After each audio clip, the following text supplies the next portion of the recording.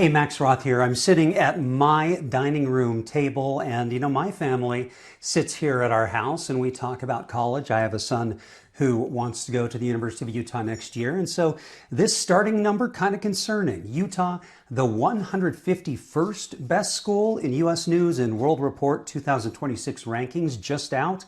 The reason we focus here and not on other Utah schools is this number, minus 15. Last year, the U was 136. 5 years ago, they were 97th. So that trend is a big concern.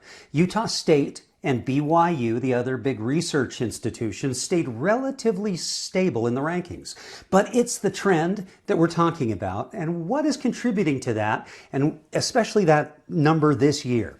Likely factors: state budget cuts. The legislature sliced budgets and they asked schools to drop and consolidate programs this year.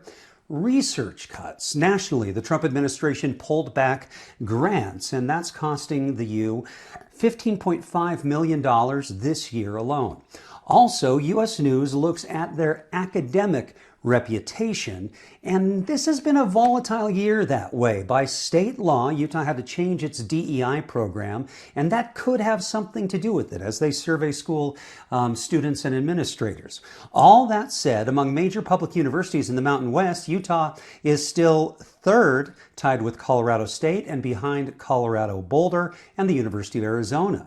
Another easy list that we can look at with different criteria. Forbes looks at student debt, alumni salary, and the cost-benefit ratio of choosing their school.